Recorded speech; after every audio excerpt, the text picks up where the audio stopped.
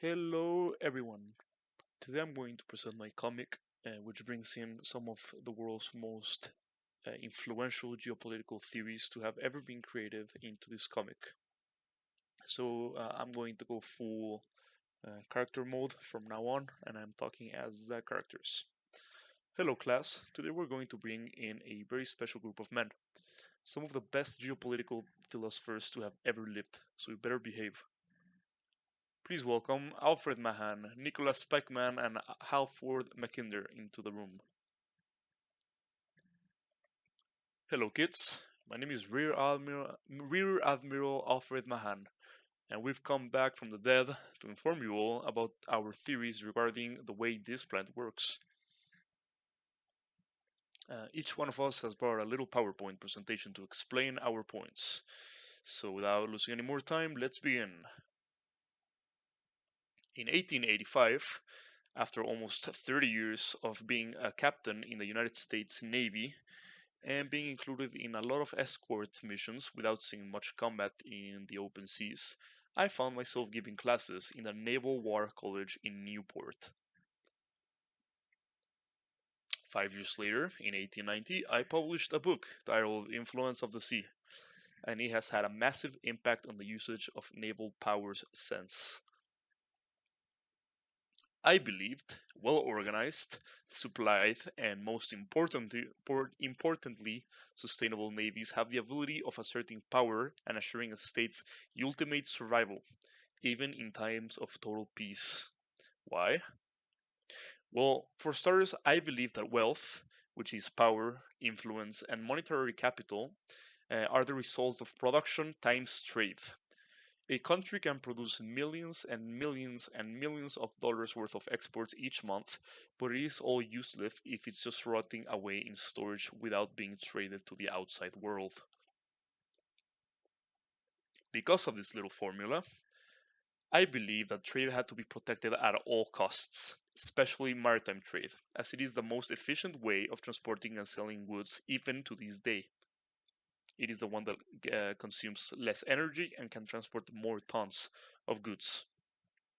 The best way of securing this trade through the use of having a powerful, formed, or in this case, reformed and structured navy, well organized in general.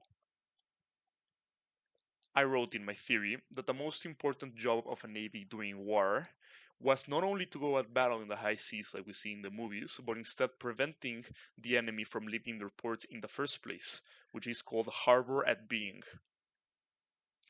This leaves their economies wrecked, it hurts their relationships with allies as it alters trade, and it diminishes their ability to sustain a long lasting war, pushing the enemy who is besieged at port into a decisive battle against their enemies. If they lose it, the attacking navy will have control of the powers indefinitely until another power comes by. My theories greatly influenced many of the world's leaders at the time, notably German Kaisers, Japan's emperors, and most importantly, Franklin Roosevelt, which in part created one of the biggest and most powerful navies the world has ever seen, with plenty of bases all over the globe and enough ships at its time and in modern times to secure my country's survival. Today, the United States Navy remains the most powerful naval power. Hello, my name is Halford Mackinder, and one of my theories became extremely famous in the studies of geopolitics. It is called the Heartland thesis.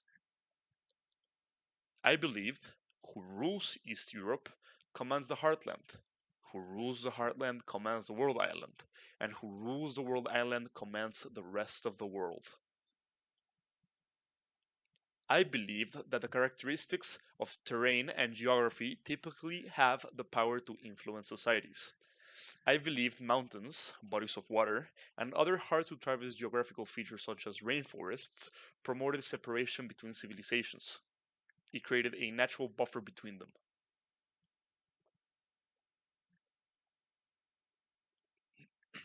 I also believed technology had the ability to be as equally influential as geography in my theory, as technology gave more tools to humans and expanded their horizons as to where they could sustainably live.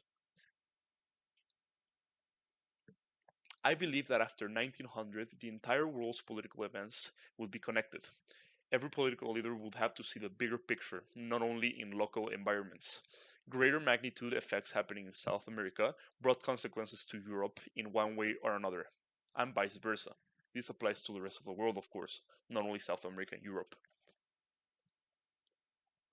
My thesis splits the world into two parts: the world island, which is Europe, Africa, and all of Asia, and the rest of the world, which was, the rest of the world. I believe that most of the control of the I believe that control of the world island and its almost infinite pool of exploitable resources could lead into global domination. I believe that the heartland, an area in the world island composing of modern Russia, Mongolia, parts of northern China, Uzbekistan, and and parts of the Middle East and Eastern Europe, and its power would give its controller world dominance. Why? Well, the heartland is a geographical fortress whose walls are made up of the world's largest mountain ranges, like the Himalayas to the south and the Urals to the east, or the west, I mean. Inaccessible frozen seas due to it being close to the Arctic Circle to the north, and inhospitable deserts would make it unconquerable. I thought that whoever managed to control the heartland and fully industrialize it with rails or any other type of quick mobility technology, which according to me were more effective than ships at the time, as ships could be easily destroyed due to seaports being easily conquerable, would give them the ability of superior mobility upon the rimlands, which is the rest of the world island, and thus using this superior mobility advantage to conquer them. The only real flaw of the Heartlands was the North German plain, which I am pointing at right now, who offered an easy to traverse path into the Heartland, thus making me believe that whoever had control of Eastern Europe and this plain controlled the Heartlands, and in turn controlled the rest of the world. My name is Nicholas Pickman, and my theory was an adaptation of Mackinder's theory of the Heartland. I believed that instead of the Heartland being the key to the world island domination, the rimlands, or the rest of the world island, and their superior amount of resources, population, and trade routes would provide much more usable and tangible power. My theory gave power to the rimlands, and his gave power to the heartlands. My theory suggested that Rimland's access to the sea would give us better trade routes with the rest of the world and in turn give us access to much more resources. Because the Rimlands were located in Western Europe, India, China, and much of the Southeast Asia area, the Rimlands would have much larger populations, thus granting them bigger potential armies, workforces, and trade partners.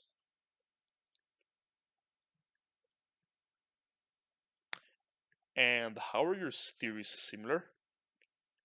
Well, let me explain. I'm going to start off with a naval and sea power, which is, of course, my theory. The similarities are that we all gave the capability of mobility a great deal of importance. We all thought that being able to move around the world was extremely important. We all thought the key to domination in part needed trade.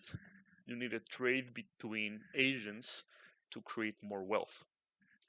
We all thought you had to control something in somewhere in the planet to win over the rest of the planet. I believed it was the sea, he believed it was the rimlands, and he also believed that it was the heartlands.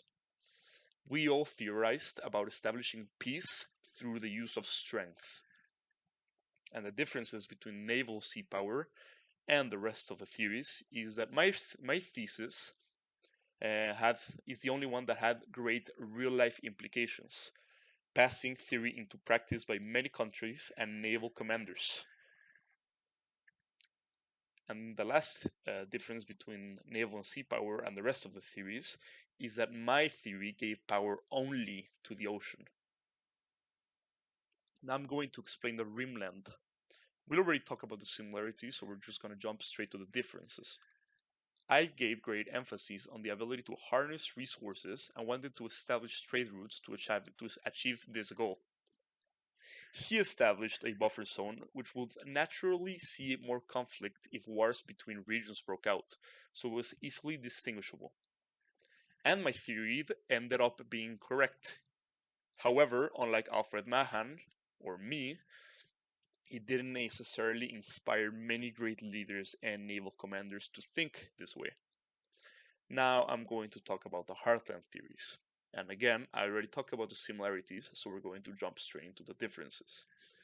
I was the only one to think ground based mobility, such as air power, rails, and land armies, would render navies useless, as ports are weak points for these navies and the navies rely greatly on them. I was the only one to base my thesis on a geographical fortress of sorts, putting the impenetrable nature of the heartland over resources in a scale of importance. And that has been my comic.